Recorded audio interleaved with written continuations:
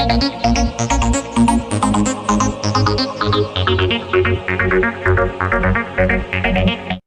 है दोस्तों आपके अपने चैनल वाईटी पेपर में। तो पिछले क्लास में हम देखे थे कि ह्यूमन डाइजेशन हमारा कंप्लीट हो चुका था और ह्यूमन डाइजेशन से जो रिलेटेड क्वेश्चंस होगा, जो इंपॉर्टेंट क्वेश्चन होगा, जो प्रीवियस ईयर क्वेश्चन होगा, वो हम जल्द कर लेंगे एक क्लास के बाद या फिर अगले क्लास में।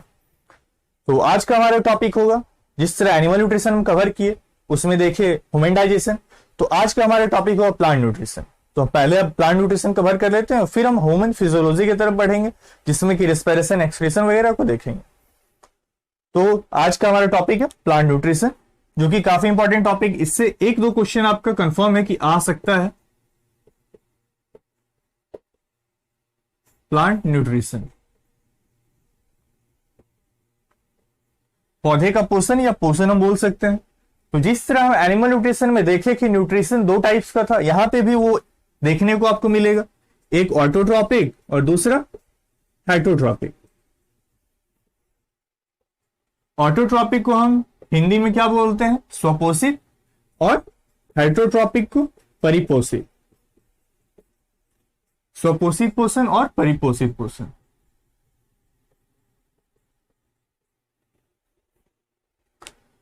तो यहां पे हम देखेंगे कि ऑटोट्रॉपिक में कौन कौन सा प्लांट होता है और कैसे ऑटोट्रॉपिक में खाना स्वयं बनाता है प्लांट, पौधा अपना खाना स्वयं कैसे बनाता है। और हेटरोट्रॉपिक में हम क्या देखेंगे? वैसा प्लांट जो दूसरे पे डिपेंडेंट हो, जैसे कि कोई प्लांट हो सकता है डेड एंड डिकेइंग मैटर पे डिपेंडेंट हो, उसको हम देख लेंगे। या कोई प्लांट ऐसा हो सकता है जो सिर्फ इंसेक्ट को खाता हो, अपना कोई चीज डिफिशियंट उसके सोयल में होगा, उसको पूरा करता होगा, तो वो हेटरोट्रॉपिक का पार्ट हो गया। और इधर जो है जो अपने खाना खुद स्वयं बनाता होगा, उसको हम बोलेंगे ऑटोट्रॉपिक। तो हम पहले ऑटोट्रॉपिक को देख लेते हैं और फिर हम हेटरोट्रॉपिक को देखेंगे। ऑटोट्रॉपिक का एग्जाम्पल में हम ले लेते हैं फोटोसिंथेसिस, जो कि ऑटोट्रॉपिक में बहुत ज्यादा हेल्पफुल है ऑटोट्रॉपिक न्यूट्रिशन करने में। तो फोटोसिंथेसिस को हम क्या बोलेंगे? संश्लेषण बोलते हैं हम हिंदी में इसे, संश्लेषण। तो संश्लेषण होता क्या है? तो संश्लेषण एक क्रिया है जो कि मतलब खाना बनाने में मदद करता है। सिर्फ रॉ मटेरियल, सनलाइट और वाटर के प्रेजेंस में खाना बनाने में फोटोसिंथेसिस, जब खाना बनता है तो उसको हम फोटोसिंथेसिस बोलते हैं। तो हम डीप में देख लेते हैं फोटोसिंथेसिस होता क्या है, फोटोसिंथेसिस में क्या क्या एसेंशियल है, क्या क्या जरूरत, क्या सामान है और क्या क्या चाहिए उसमें, और अगर फोटोसिंथेसिस होता है तो बनाता क्या क्या, वो सब कुछ हम देखते हैं।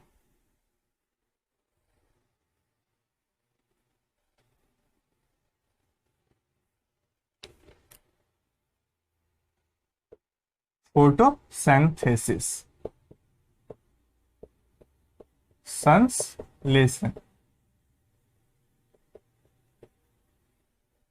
तो इसमें एक रिएक्शन होता है, वो हम रिएक्शन देख लेते हैं। ये रिएक्शन काफी इंपॉर्टेंट है, इसको आप सभी कोई याद करने की कोशिश कीजिएगा और नोट डाउन भी सब कोई कर लिए, क्योंकि एग्जाम के पहले आपको देखने में काफी आसानी होगा। CO2 प्लस H2O रिएक्ट होगा। तो ये रिएक्ट तो होगा, बट किसके प्रेजेंस में रिएक्ट करेगा और कौन सा प्रोडक्ट बनाएगा, वो हम देखते हैं। तो सबसे पहले बात करते हैं किसके साथ रिएक्ट करेगा। ये दोनों तो रिएक्ट कर रहे, लेकिन किसके प्रेजेंस में करेगा? तो ये प्रेजेंस में करेगा सनलाइट के प्लस एनर्जी के। तो सनलाइट और एनर्जी से काम चल जाएगा? नहीं, इसके साथ तो एक और प्रोडक्ट चाहिए, उसका नाम क्लोरोफिल, जो कि ग्रीन पिगमेंट देने का काम करता है। अगर ये नहीं होगा तो फोटोसिंथेसिस नहीं होगा। ठीक है, तो इसको हम क्या बोलेंगे? पर्णहरित हम इसको बोलते हैं हिंदी में अगर बात करें तो। तो ये रिएक्ट होके बनाएगा क्या, कौन सा प्रोडक्ट बनाएगा हमारा? तो ये प्रोडक्ट बनाएगा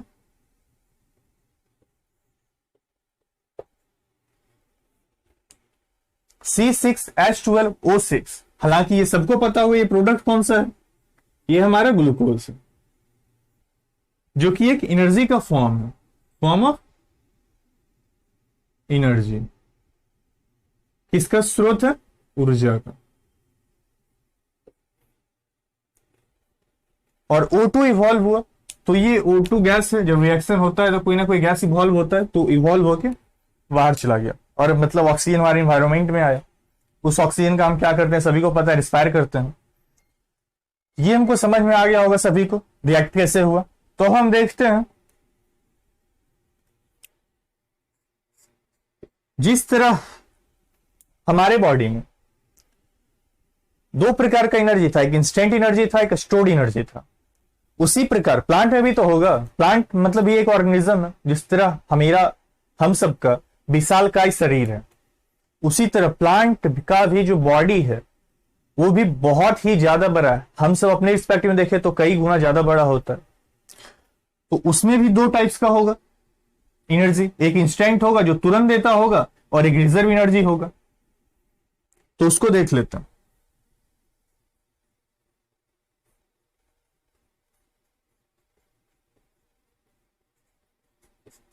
इंस्टेंट एनर्जी के तौर पे कौन सा काम करेगा? तो यहां पे इंस्टेंट एनर्जी जो ग्लूकोज फॉर्म हुआ और जो कार्बोहाइड्रेट जो होगा, साथ में जो कार्बोहाइड्रेट अगर कुछ आ जाए या फॉर्म हो जाए, तो वो कार्बोहाइड्रेट और ग्लूकोज ही इसका इंस्टेंट एनर्जी होगा। तो इसका रिजर्व एनर्जी कौन सा होगा वो हम देख लेते हैं।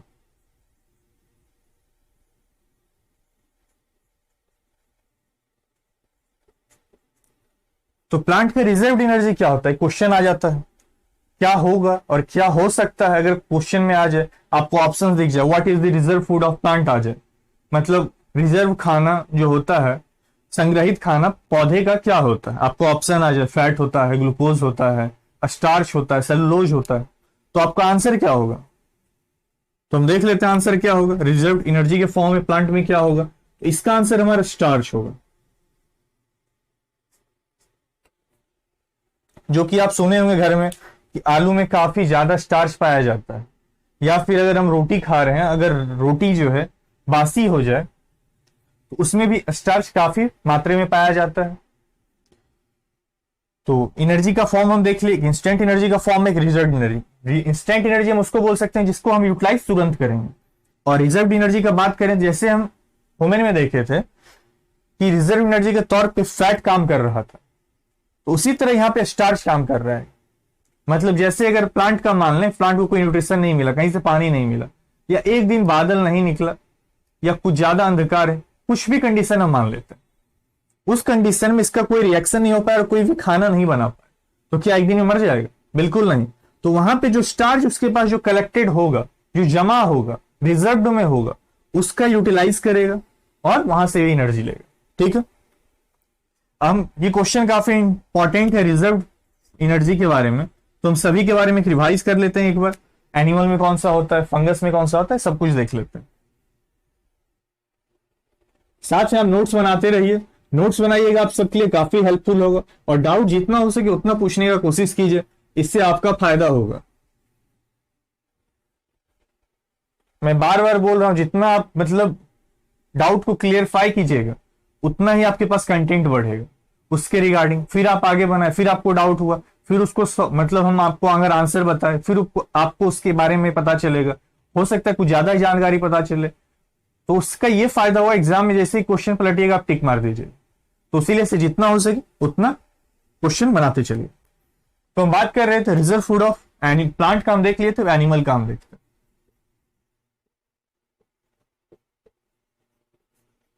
Reserve food of animal, animal का रिजर्व फूड क्या क्या था? इंस्टेंट फूड का, अगर इंस्टेंट एनर्जी का बात कर लें, एनर्जी या फूड कुछ भी रख लेते हैं, अगर हम प्लांट का बात कर लें तो प्लांट में तो देख लिया रिजर्व में रहता है स्टार्च और इंस्टेंट में रखता है कार्बोहाइड्रेट और ग्लूकोज। तो एनिमल में क्या था इंस्टेंट में? तो वहां पे भी आपको कार्बोहाइड्रेट देखने को मिल रहा था जो कि ब्रेक डाउन होकर ग्लूकोज को फॉर्म कर रहा था। तो यहां पे एनिमल में आपको क्या मिलेगा रिजर्व फूड में? तो यहां पे हम सबको मिल रहा था फैट जो हमारा पहला था, और प्रोटीन जो कि हमारा दूसरा रिजर्व फूड था, जिसको हमारा बॉडी मतलब सबसे लास्ट में यूज करता है। जब इसके पास कोई ऑप्शन हमारे बॉडी के पास नहीं रहता है एनिमल में प्रोटीन के अलावा, मतलब कार्बोहाइड्रेट खत्म हो गया, फैट खत्म हो गया, एक लास्ट ऑप्शन हमारे पास बचा है प्रोटीन। उस स्थिति में जाके हमारा बॉडी प्रोटीन को यूज करने के लिए अलाउ करता है। अब एक और एग्जांपल है जो कि क्वेश्चंस में आ सकता है आप सभी को, एक ही बार सब देख लीजिए, एक बार आप सबको नोट्स में मिल जाएगा। Reserved energy of fungus.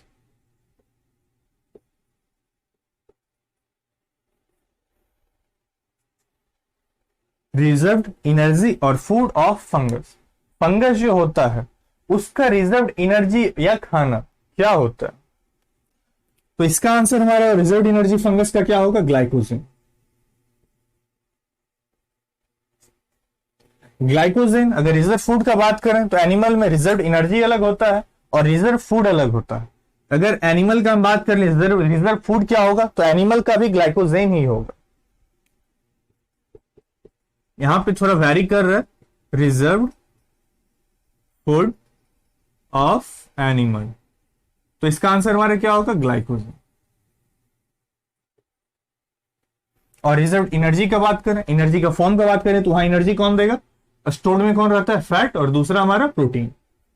ठीक है, अब हम देखते हैं वहां जो फोटोसिंथेसिस हो रहा था, तो फोटोसिंथेसिस के लिए कौन कौन सा मतलब प्रोडक्ट का जरूरत था?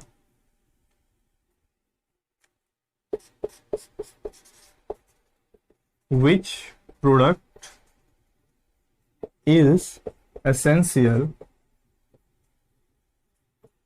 for photosynthesis? कौन कौन सा प्रोडक्ट का जरूरत था फोटोसिंथेसिस के लिए, मीन्स संश्लेषण के लिए कौन कौन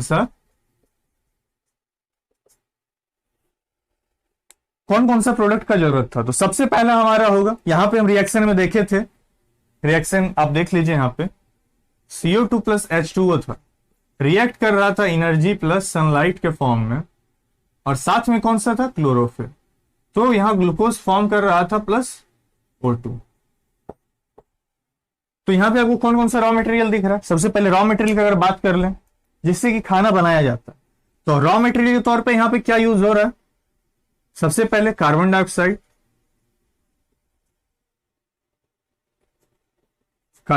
जिसको कि हम CO2 बोलेंगे। दूसरा हमारा रॉ मटेरियल क्या है? तो दूसरा रॉ मटेरियल हमारा H2O होगा, जिसको हम वाटर बोलेंगे। और तीसरा हमारा जो होगा, ये रॉ मटेरियल नहीं है, ये सनलाइट है, जिसके प्रेजेंस में रिएक्शन होगा। और चौथा प्रोडक्ट हमारा क्या होगा? चौथा प्रोडक्ट हमारा क्लोरोफिल होगा। क्लोरोफिल, जिसको हम पर्णहरित बोलते हैं। तो ये चारों हमारा प्रोडक्ट था, जिसको मतलब जिसके बिना फोटोसिंथेसिस नहीं हो सकता। अगर फोटोसिंथेसिस करना है, अगर संश्लेषण आपको करना है, तो ये चारों प्रोडक्ट चाहिए तो चाहिए। अगर इनमें से एक भी नहीं रहा या एक भी छूट गया तो फोटोसिंथेसिस नहीं होगी। अगर संश्लेषण करना है इन चारों को, अगर प्लांट में संश्लेषण होना चाहिए, तो उसके लिए चारों जरूरी है, एसेंशियल है, मस्ट है, इसके बिना नहीं होगा। तो इसको नोट डाउन कर लीजिए। फोटोसिंथेसिस के लिए 4 प्रोडक्ट चाहिए। पहला हमारा रॉ मटेरियल होगा, पहला और दूसरा।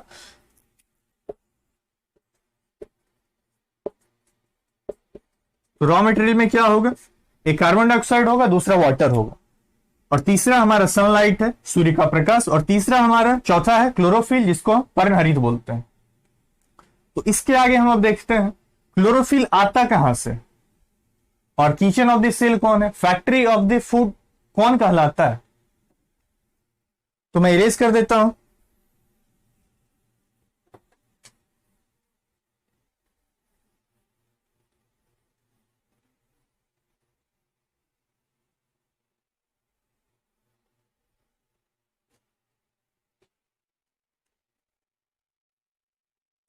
तो सबसे पहले बात करें, फूड सबसे पहले बनता कहां? अगर प्लांट के किस पार्ट में खाना बनता है, अगर बात करें रूट, स्टेम, लीफ या फिर ट्रंक, ब्रांचेज, कहाँ सबसे पहले खाना बनेगा? अगर खाना बनाएगा तो प्लांट का कौन सा पार्ट बनाएगा? तो खाना कहां बनेगा? लीफ में बनेगा। उसीलिए से वो क्या कहलाता है? Food factory of the plant. मतलब खाना बनाने का कारखाना है पौधे का कौन? और इसका बात करें तो कौन है? लीफ, मीन्स पत्ता। फिर हम बात करते हैं लीफ में खाना बनाने में कौन हेल्प करता है? लीफ में खाना बनाने में कौन सा हेल्प करता है? तो लीफ में क्लोरोप्लास्ट प्रेजेंट होता है। और क्लोरोप्लास्ट का काम क्या होता है? एक पिगमेंट देना, एक कलर देना, हरे कलर का।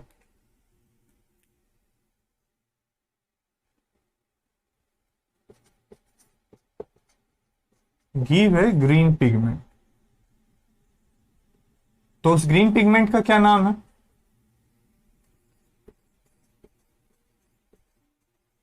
क्लोरोप्लास्ट को हम हरित लवक बोलते हैं।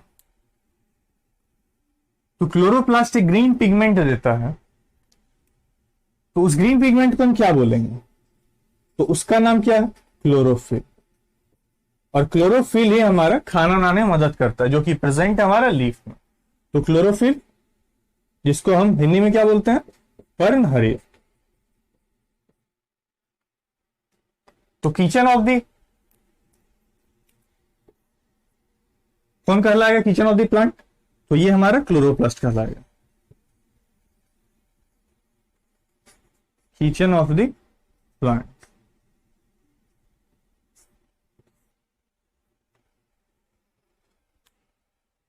और एक इंपॉर्टेंट पॉइंट है बच्चों, इतना खाना वगैरह तो बना लिया, तो खाना बनाने के बाद हम ये भी देखें कि दो प्रकार का एनर्जी मिलेगा, इंस्टेंट मिलेगा और साथ में हमारा क्या मिलेगा? रिजर्व्ड एनर्जी मिलेगा।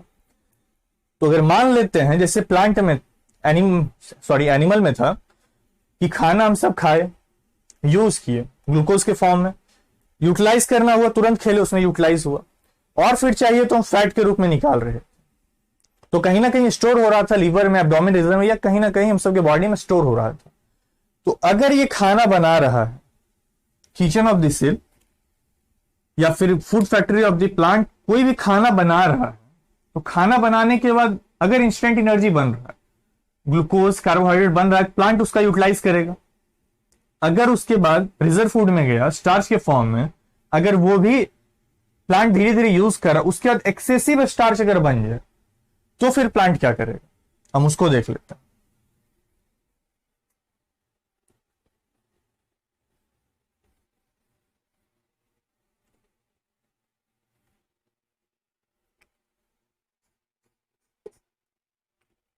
अगर एक्सेसिव स्टार्च अगर प्लांट में फॉर्म हुआ, तो सबसे पहले वो क्या करेगा? उस स्टार्च को पैक करना शुरू करेगा अपने डिफरेंट डिफरेंट ब्रांचेज में। तो उसका सबसे पहला ब्रांच हो, सबसे पहले लीफ में स्टोर करना शुरू करेगा।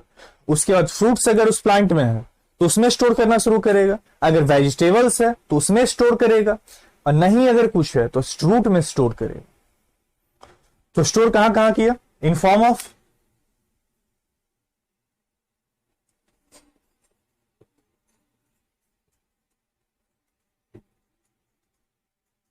Leaf, vegetables, fruits, etc.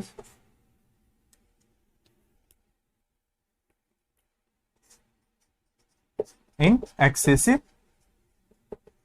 conditions। जब प्लांट के पास इतना बन जाए कि उसके यूज का नहीं हो, तो क्या करेगा? लीफ में, वेजिटेबल्स में, फ्रूट्स में स्टोर करना शुरू करेगा।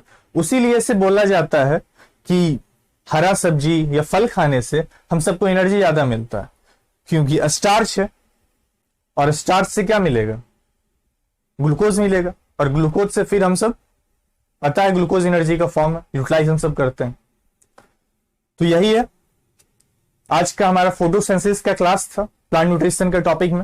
तो आज के लिए हम इतना ही रहने देते हैं। अगले क्लास में हम इसके आगे देखेंगे कि और क्या क्या हमारा होगा ऑटोट्रॉपिक न्यूट्रिशन में, और फिर हम उसके बाद देखेंगे हेटरोट्रॉपिक न्यूट्रिशन में दो टाइप्स का होगा, सैप्रोफिटिक और पैरासिटिक प्लांट्स, परजीवी, उसको भी हम कल देखेंगे। तो आज के लिए इतना ही रहने देते हैं। जितना हो सके अधिक से अधिक शेयर कीजिए।